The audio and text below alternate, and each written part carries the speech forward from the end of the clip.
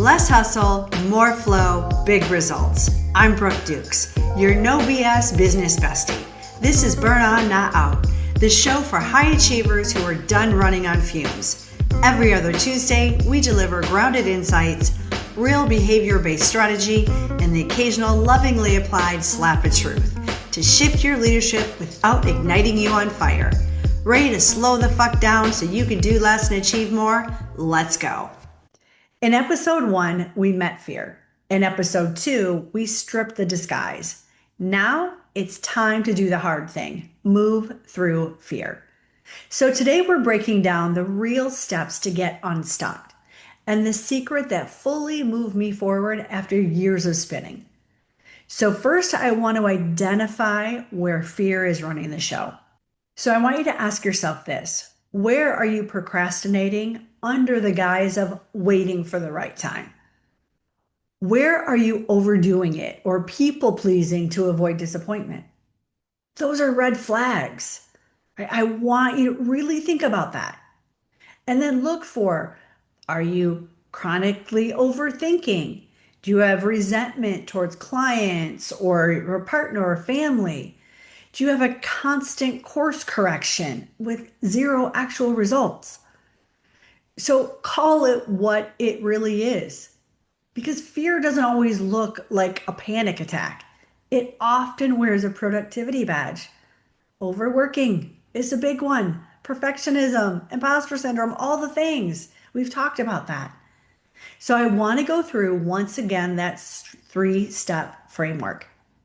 Now, I know we've gone through it in the last 2, and I really want you, because I'm sure some of you have not done it, and I really want you to take this step. So first, I want you to name it. Name the fear. Don't just say, I'm stuck. Say, I'm afraid of being wrong, or I'm afraid this won't work. Because specificity disarms shame. And what is behind fear? Shame. When we're worrying, it's shame. That is always behind it. We've got to get to that shame. We've got to voice it, because then it takes it away. When we're hiding something, it makes it so much bigger than it actually is. Then I want you to pause for clarity, because we can't see something. We're in the middle of all these emotions. I used to pride myself on making really fast decisions in heightened emotional states. I thought that was my superpower. Well, turns out it wasn't. Yes, I can stay calm during heightened emotions, but I know now never to make important decisions during heightened emotions. Because what happens then is fear. I'm making those decisions based on fear. Fear of what I don't want to happen. Fear of being embarrassed, fear of failure, fear of success, fear of all the things we've talked about in the last 2 episodes. So instead of bulldozing through that discomfort and just, let's go, let's get it done, I want you to sit with it. For me, if it's a big decision, I'm not talking about, what's for dinner, but if it's a big decision, I need to wait overnight. I need to wait for those emotions to settle down, for that fear to not seem so big. It might still be there, and that's okay. But I give myself a moment for clarity so that I can see and make a decision. And it doesn't have to be the perfect decision.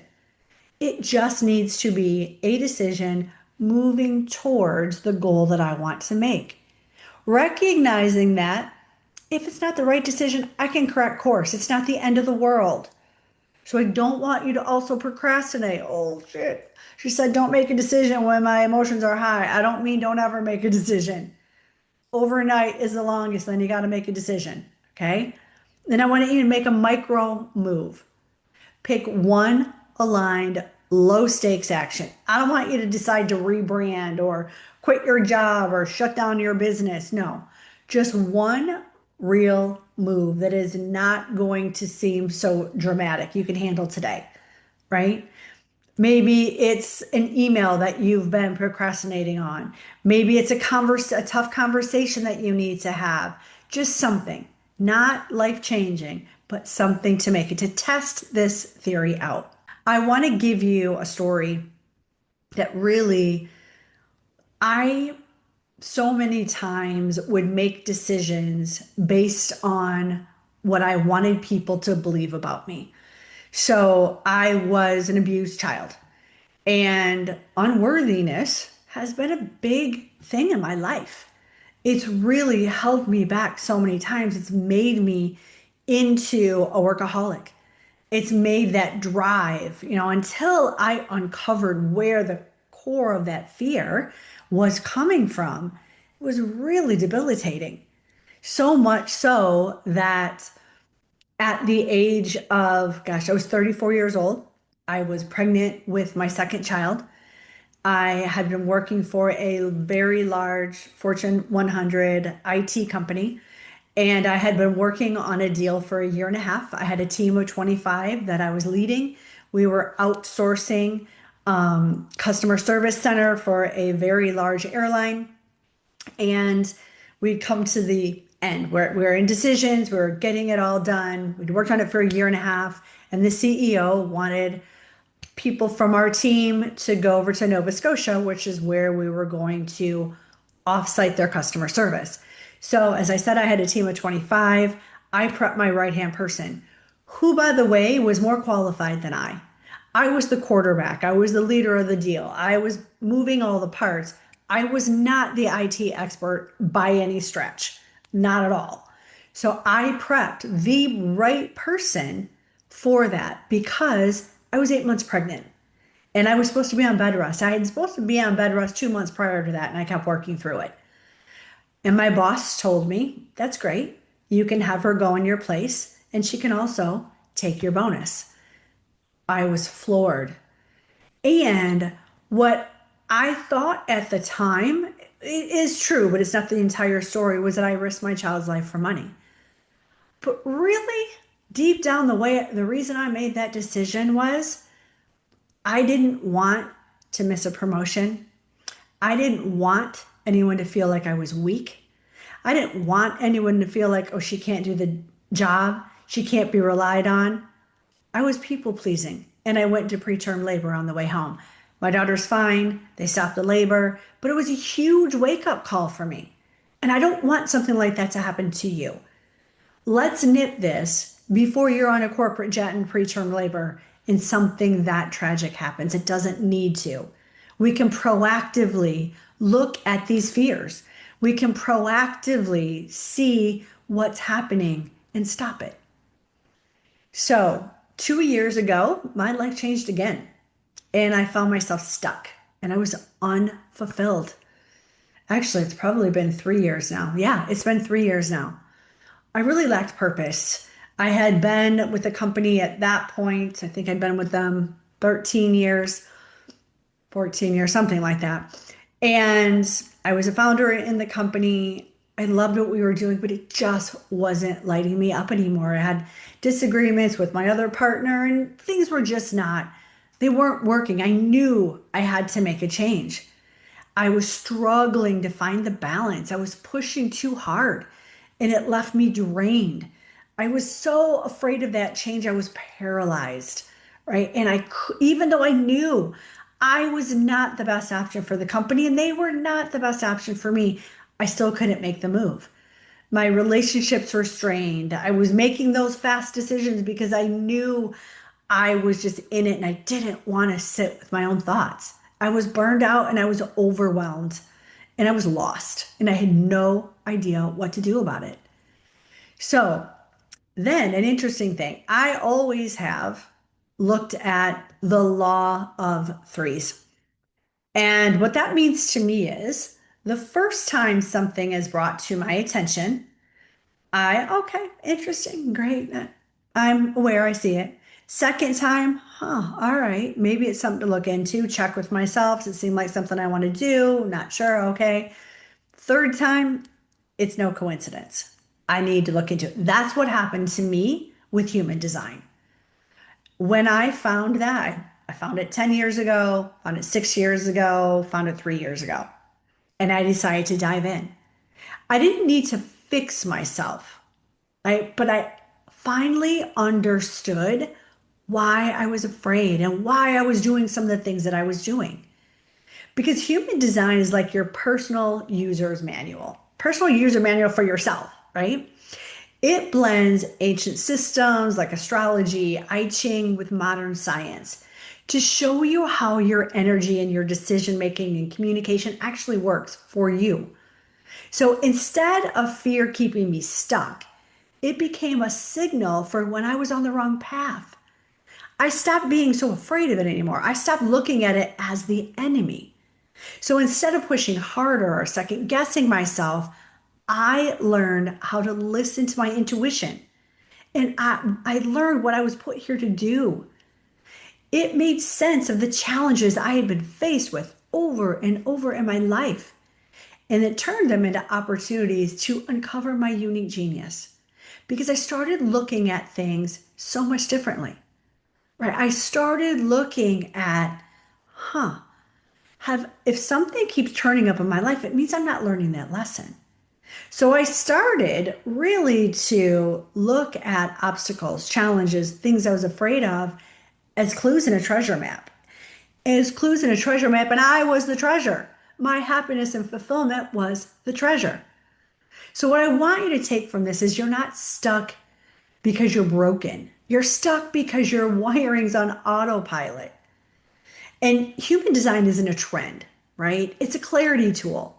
It shows you how you're built to move, how you're built to lead and rest and decide and connect without burning out or selling out.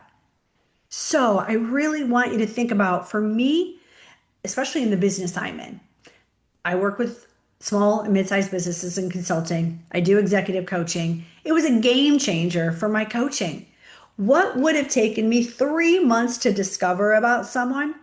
Once I knew their human design, I knew it immediately before the first call I had with them.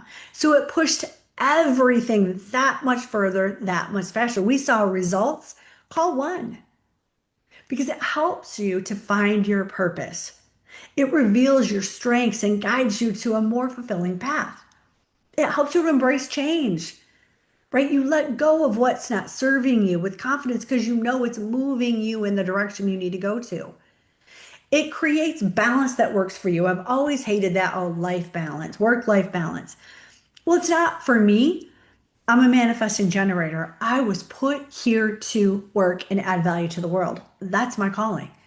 So I'm always going to work more than play. But my work is my play. And what I do with my family, my loved ones, I found that balance and that when I'm with them, I am with them. I go quality over quantity and I'm fully focused on them. And everything changed. Right? You learn to trust yourself. Learn the strategies that help you to make decisions that are right for you.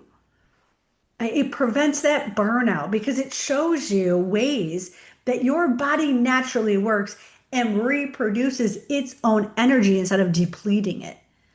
And then really to rediscover yourself. It was such a beautiful rediscovery of me. It helped me to understand me again and what I truly wanted. I hope that you're getting my message here because the way out of the burnout, the overwhelm, right? The just feeling dull and gray and loss of purpose is not through hustle. It's through awareness and listening to your body so that you can make decisions in the direction of your dreams. So long I was stuck up here, right? Well, here is an illusion. It's based on my perspective on life, which is based on my life experiences, my life failures, all the things. But my body has the truth. When I can align my body and my mind, man, the things that I can create, the life every single one of us on this planet can have exactly what we want in life. If you learn the strategies that we're talking about, on these episodes and future episodes, I guarantee you can create the life that you want on your terms. Not the life I think is great, not the life your friend thinks is great, your life. What's going to make you happy and fulfilled? And let's get real. You're also going to be able to figure out so many times people tell me when I ask them, well, what do you want? I don't know. I'm not happy. Okay, what do you want? I don't know. What do you enjoy doing? I don't really enjoy doing anything anymore. That's a problem, right? We need to reignite that fire because stuck isn't a personal flaw. It's just fear in a familiar costume. And once you see the costume, you can stop letting it run the show. You can't unsee it. It's there. It's like, nope, I got you. You are not going to run me anymore.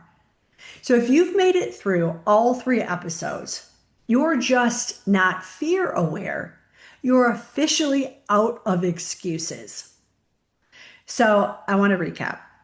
Episode 1, we met fear, not as the enemy, but as a glitchy survival system, doing its job a little too well. We decoded its signals and traced how it builds burnout loops. In episode 2, we unmasked fear's favorite disguises: perfectionism, procrastination, overachieving, people-pleasing, all those polished productivity hacks. Just fear in a better outfit. And today, you got the tools to stop spinning and start moving. You don't need a reinvention.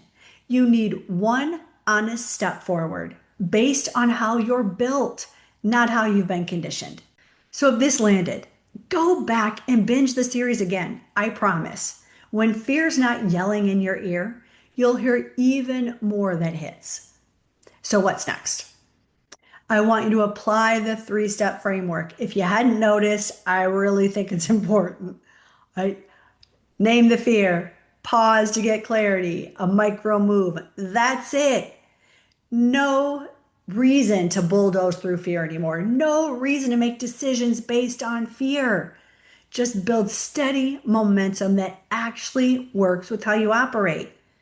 Download your human design chart, because how you think you're handling fear and how you're actually wired to handle fear could be different. Discover you again. It's free. You will get so much amazing information if you just did that. You can grab your general design. If you're a leader and have a team, we have human design for leaders. If you're a personal coach, executive coach, we have human design for coaches as well. So either way, it's your manual. It's your personal treasure map to you, to your happiness and fulfillment. And if you're ready to stop DIYing your growth, you really want to dive in deep and you want strategy with me, then book a free strategy call. Let's look at your design. Let's talk about what your fear is. Let's talk about the goals that you want to have, and let's put a map together on how you can do that. So subscribe, share, and maybe send this to someone who's letting fear drive the damn car. Links in the show below. Let's burn on, not out, together. If this episode made you stop and think, good, that's the point. Burn On Not Out is here to rewire how you lead, work, and grow without the constant push. Share this with a fellow overachiever who's tired of burning out. Then hit the link in the description for tools, frameworks, and support to help you slow the fuck down and still get big results. I'm Brooke Dukes. Thanks for listening. Now go lead like you mean it.